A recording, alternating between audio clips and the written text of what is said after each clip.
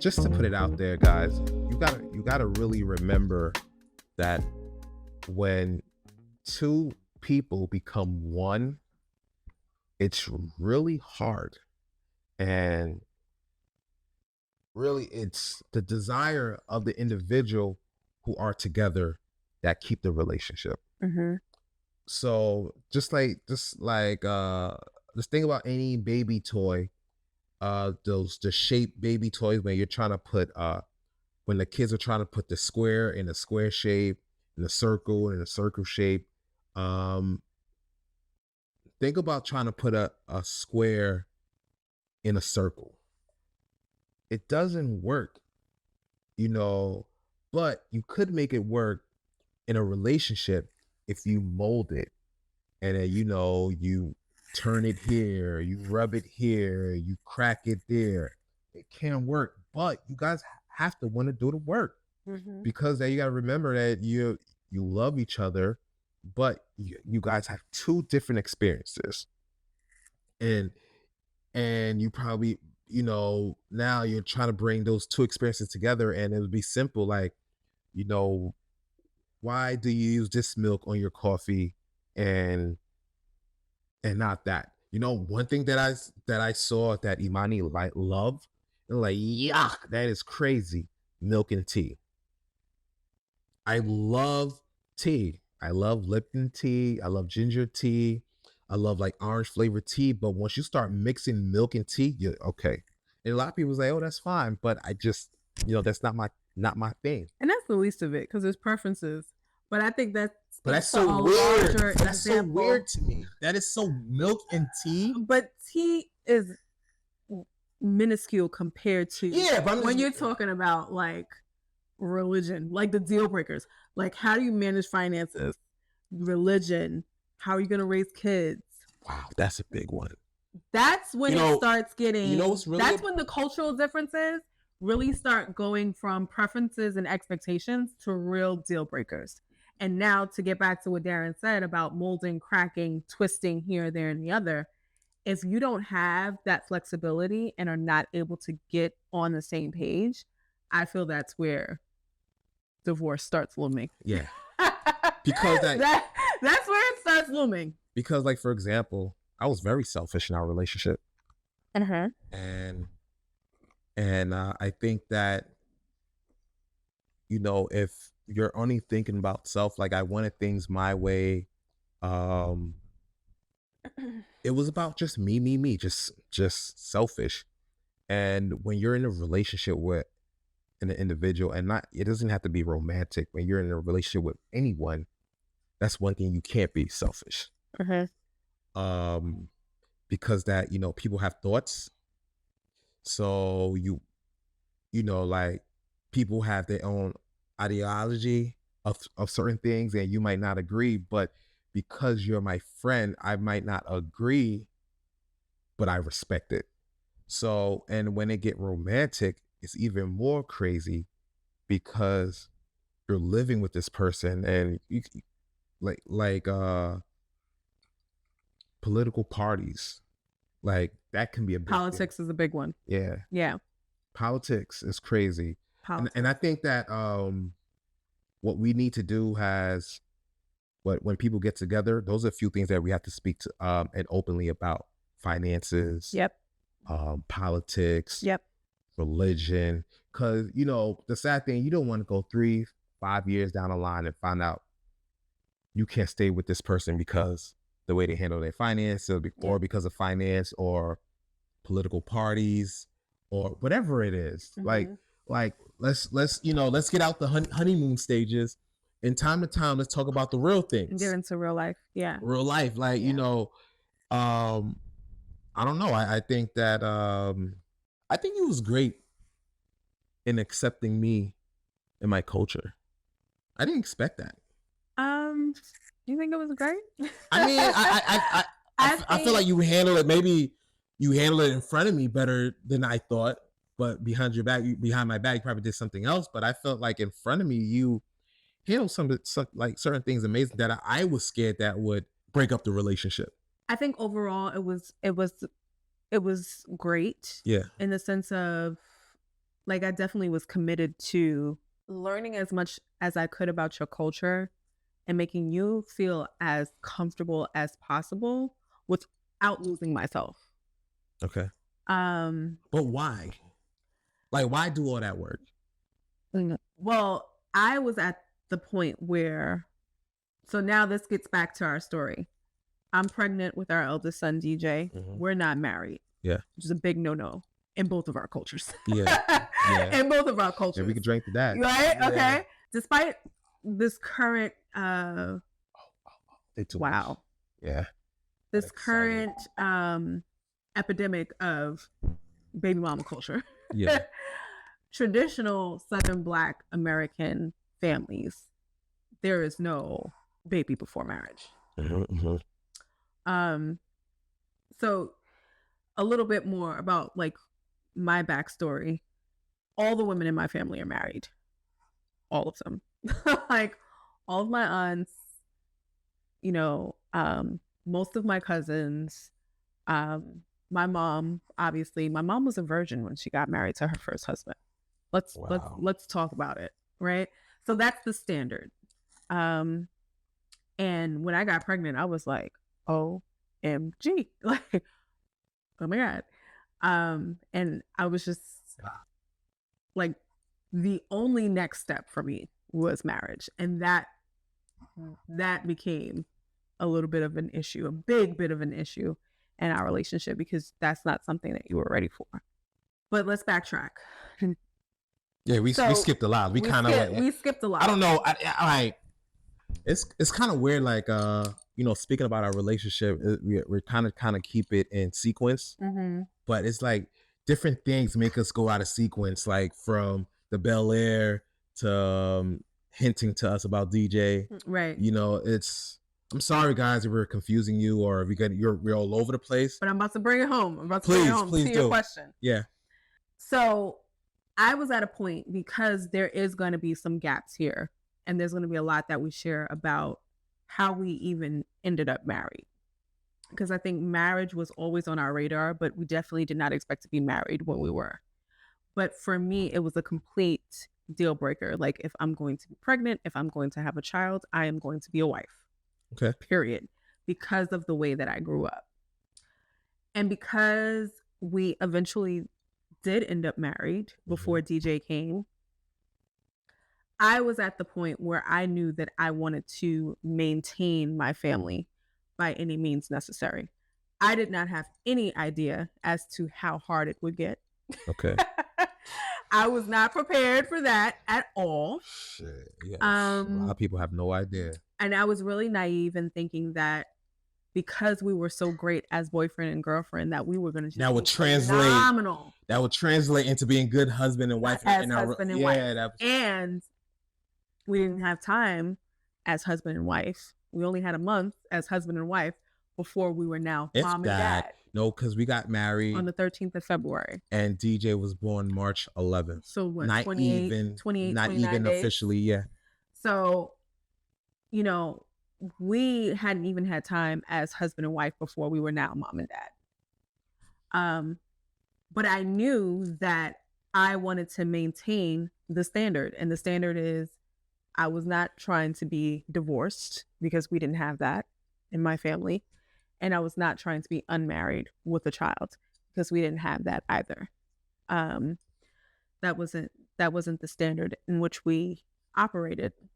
So for me, if it took adapting to your culture, if it took learning the language, which was never really a requirement, but I think it's only smart. If you're going to be around people that don't speak English often, that you learn the language so you can know if they're talking about you.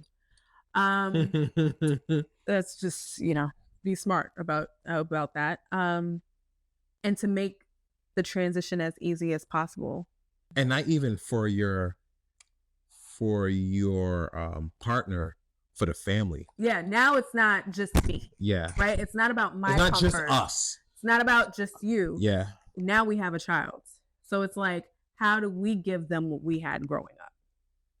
And not even that, but and better. No, not even that. We're talking about how to make it easier. Like how can you make it easier for my mom, my dad? How can I make it easier for your mom, your dad to feel comfortable, feel a little like it's not that bad. Yeah. You know, that was always a pressure in my head because that, you know, honestly, I knew that, you know, your dad wasn't a big fan of me for whatever reason, but I want to be like, let me give this guy a chance.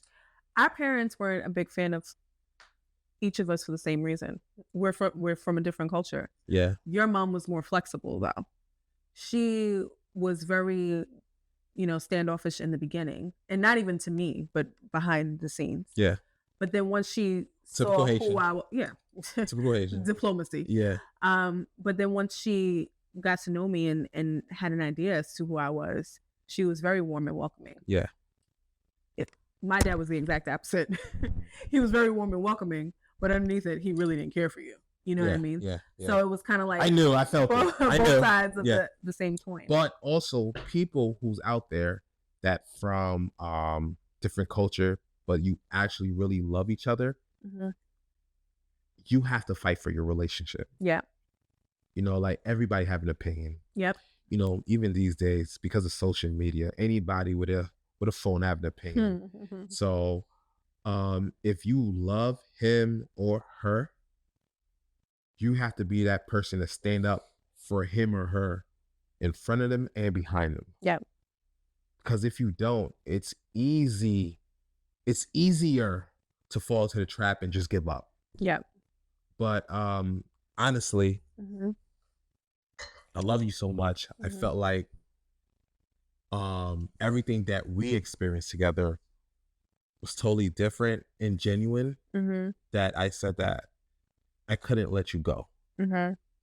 And at that time I said I would hate to have that feeling if I did this, if I did that, if I fought for this, if I did this, where would I be? You had that, but not your one. I mean, no, I'm just talking about in general, speaking before we got there. To prove to everybody, hey, we could make this, whatever the case may be. Yeah. But I think also what's helpful that we understood even at surface level is that nowadays everybody wants somebody who is ready to go, ready-made. They are not willing to grow with a person, to itemize, for lack of a better expression. Like, if you look at a person and you can see, I know you hate this word, their potential, but you can see that where they are is not necessarily where they will end up. Yes. Right? And you have that foundation of love, right? And that's another thing. A genuine love for the individual, not for what they can do for you. That's another thing that I feel is a big detriment to the people who are dating today. I feel like they're only loving each other based on what that person can do for them and not the individual. And I feel like with us, a lot of the reason why it didn't go the betrayal route is because we had friendship. Okay, stop right there. So remember, let's go back a little bit. You're 17. Yep. I'm 19. Yep. We met at Victoria's Secret. Yep. So we had a lot of time to play, to fuck up, whatever the case may be. Yep. How can someone, your perspective, someone, let's say 33 years old, kind of find love in today's time? Because our story is a little different because we had a lot of time to play. Because we're young. We're almost like high school sweetheart in a sense. Yes. So it was we had time to grow and figure ourselves out and figure each other out. Yeah. What about someone who's, have their career and a woman that, like they say, they're on the clock and they don't have that time to go back and forth with an individual. So they say. How can you find love in this time, because I think that's important too, because there's a lot of single people our age who didn't have the opportunity to find their sweet the high school love for whatever the reason is.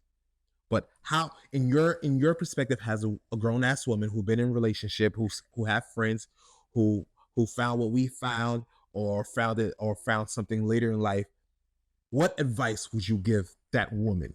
I think that people have to keep it simple. Like that expression, kiss, keep it simple, stupid.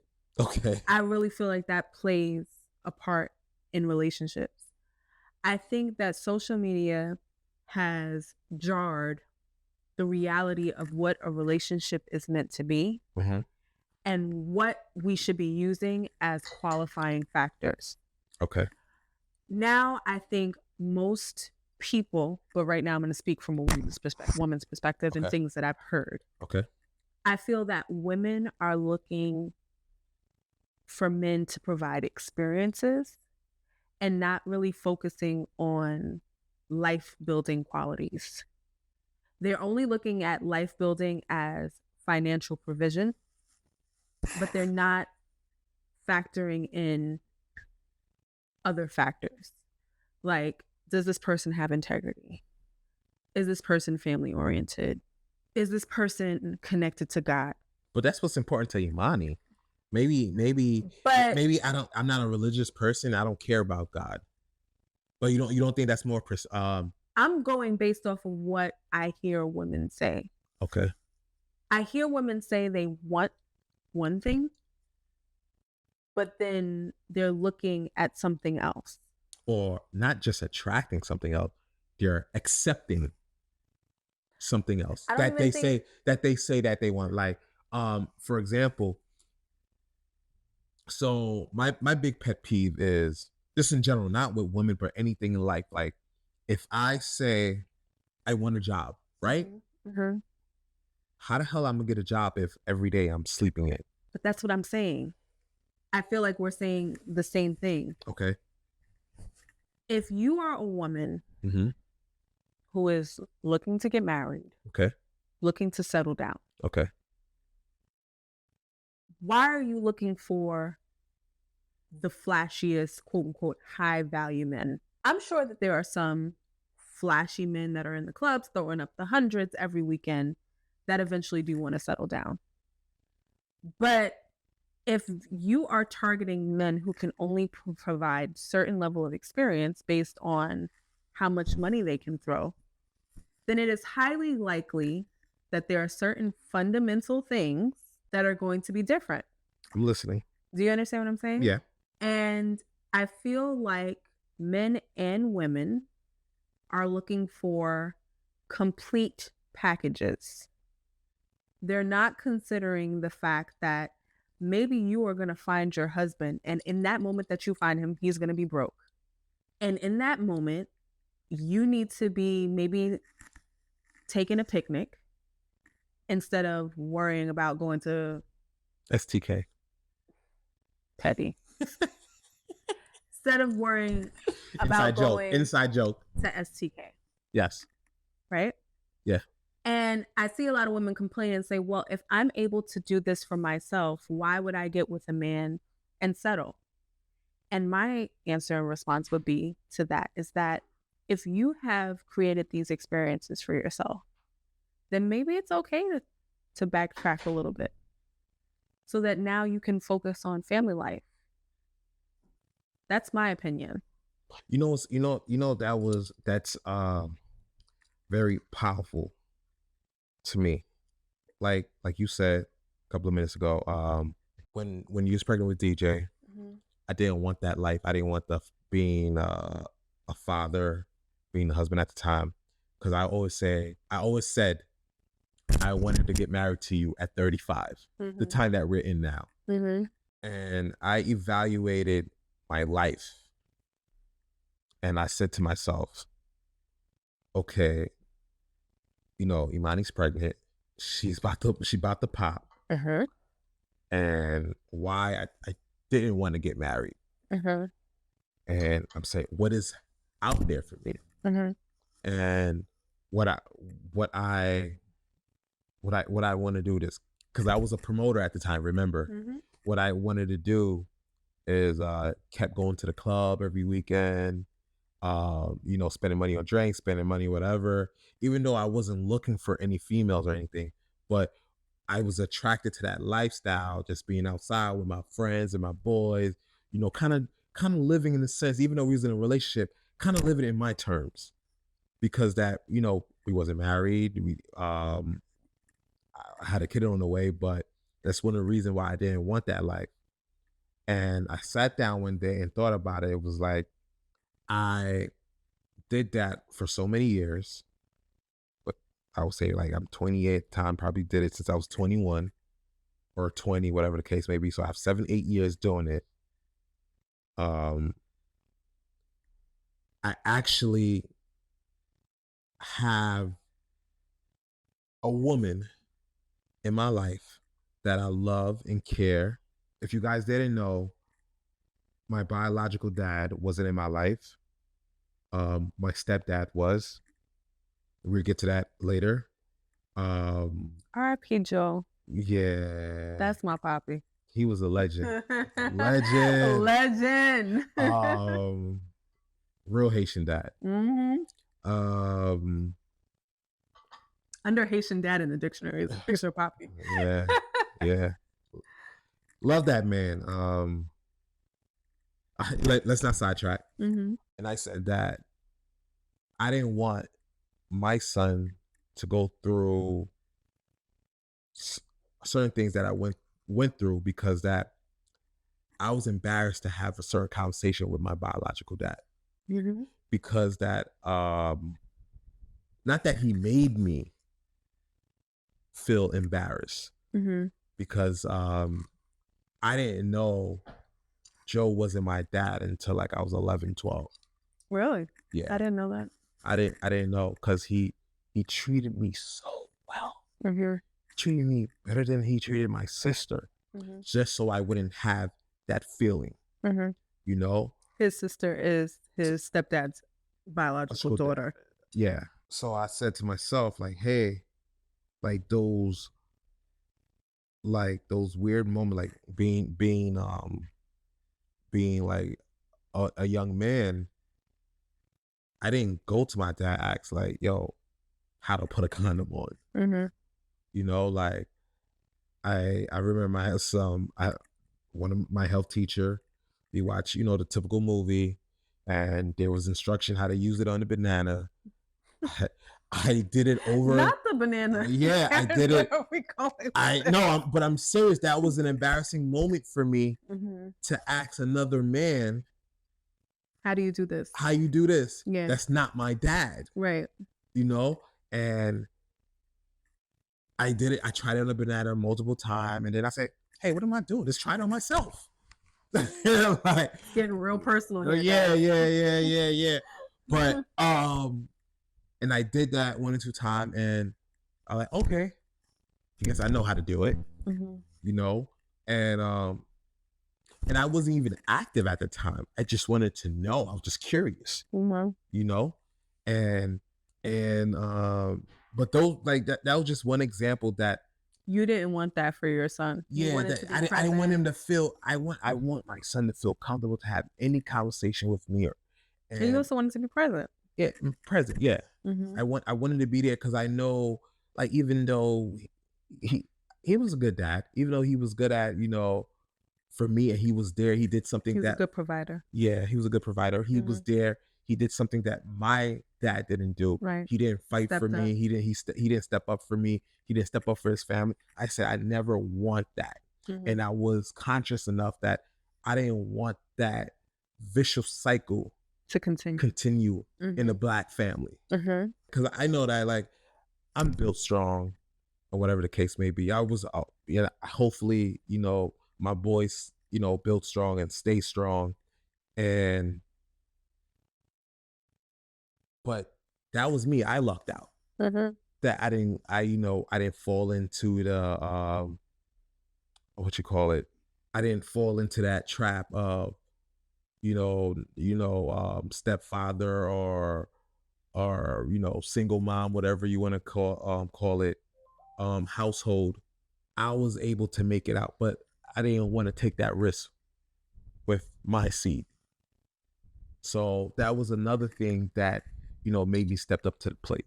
Mhm. Um, like if you're going in raw, what to expect a kid, right? Eventually. So, I guess when you playing in the big boy league, you gotta take big boy responsibility. So that's what made me say that, yo, I gotta marry this girl. One of the reasons. The other reason also is that I didn't want you to have that baby mama situation. Well, I don't know if you didn't want it because I'm telling I'm telling, I'm wait, maybe in retrospect, you wait, no, didn't want it. not in retrospect, because that every man got to take a time and reflect. Let me tell you something. I told this man that if he did not marry me, I would tell everybody that he died. Because I said that widows get more respect than baby mamas. I told him straight up. And don't be coming for us in the comments. We are very traditional and very conservative. Listen, I'm not passing judgment to anybody. But for me, I was just like, if you do not marry me, I will tell everybody that you went to the service and you died in the war. And I will be a widow, and I will be the widow of a veteran. So like I told you this before, but so everybody else know, that's what made me said, okay, I'm gonna marry you on February 13th, 2015. 2015. But now, so let's get back to your original question. Your original question Was why? No. Before that, you were saying, how can people find love today? Yes. Because we had a lot of time to play around. Yes, right? yes, you're right. So I think we should maybe end with the top 3 things that we would say folks should consider when looking for a long-term love. I'm gonna say number 1. Okay. Number 1. You're gonna laugh. And you're gonna bust out laughing. Stay off Instagram. Mm-hmm. Stay off social media. Mm-hmm.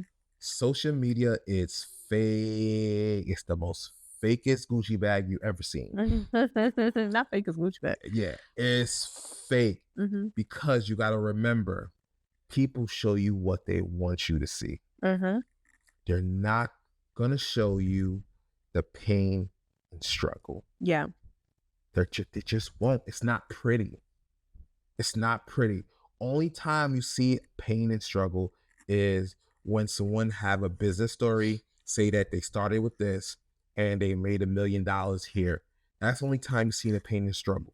But very few people open up like what we're doing now and show you the pain and struggle in your relationship and life. Mm-hmm. I mean, like before this, you've probably seen on Instagram the trips, the restaurants, the shopping, the family time, whatever you see or whatever you posted. But this is what we allowed you to see. Remember that.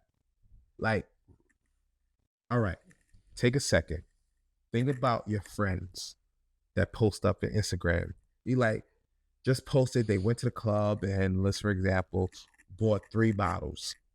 And you like, didn't you have your T-Mobile bill on payment arrangement? Not payment. Like for real, like I worked at T-Mobile. I used to see these people go to the club, be ballers, and then come back Monday morning and ask me for a payment arrangement. But they showed us on Instagram that it was Well, but they really not. And that's the sad truth in our community. We care more than what people think of us than what we do in real life. And not only that, so let's say that everything you saw on social media was completely true. That doesn't mean that that is a trajectory that your life will have. Yes. First of all, I think that Instagram has got us living in moments of celebration. And to Darren's point, you don't see all of the struggle that went behind it. And I think that was one of the reasons why we decided to do this, because we always post our life on Instagram, what we wanted the people to what we see. want people to see, For real, like, think about it. things that we find entertaining or Yeah. high moments. But there are so many struggles that go behind us being and living in this moment. There's so many things that we had to go through to get here and that we still go through today. Um so social media is like it only shows the highlights, right? Yeah. And then also a lot of things that we see are just really not realistic. And I think that, to get back to my point, has caused people to operate in these unrealistic expectations of what a partner is supposed to be. Okay. I see on social media, everything that I see is that the women want experiences and the men want trophy wives. The men I want think you're being generous. Trophy wives? I think they want trophy moments. well, Not even wives. well, yes, but I'm saying like large scale, if we were just to summarize it, Yeah. the women want experiences, right?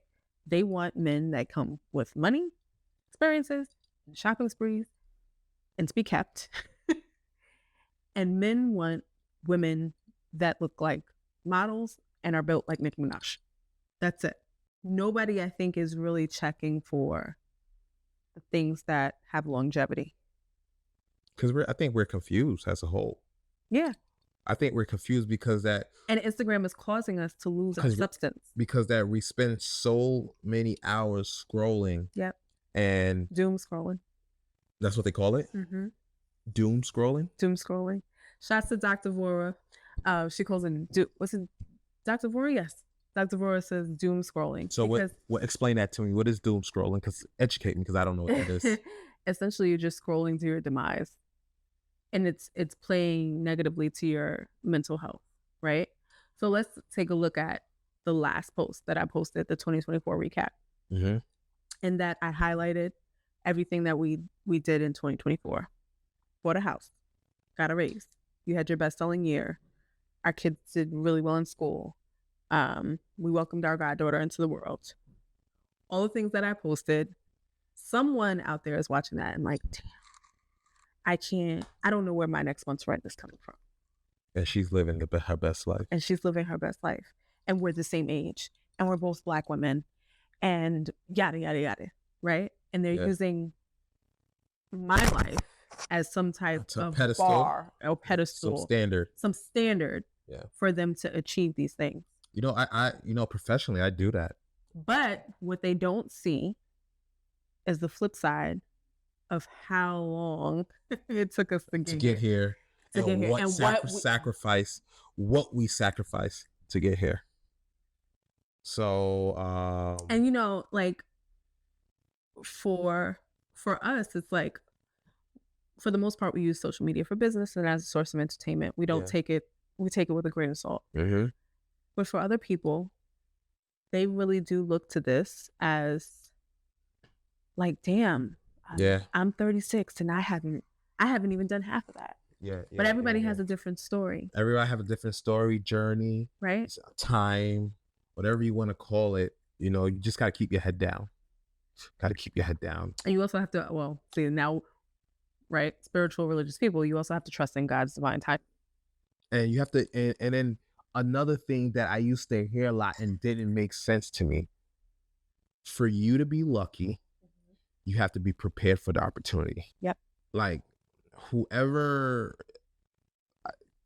celebrities, musicians, athlete, they had an opportunity and they seized the moment, but they didn't was just lucky. They didn't just whatever, like what we think luck is. They were also prepared. There was prepared. There was preparation. There was, things, whatever, like there was, they worked out. If they're an athlete, they worked out. They were shooting in the gym. And when their number was called, they was prepared to perform, even if they was a bench rider. Yeah. So whatever you looking for, you have to be prepared. And in your relationship, be like, Darren, what do you mean being prepared? I'm just looking for a husband. I'm just looking for a wife. But prepare yourself. be ready. Work on yourself. We all have flaws. Work on them, and we know what they are. We're just gonna act like our shit don't stink, but work on them. Because that one biggest thing that hurted my relationship, I was very selfish. I was very selfish. Uh, so I realized that if I want this relationship to work, if I wanted my first son DJ to love me, I couldn't be selfish. Yep. Because that Well, because that I am in a relationship. My wife does need support, and the reason why we're together is that I need to be her better half or be her backbone for whatever it is.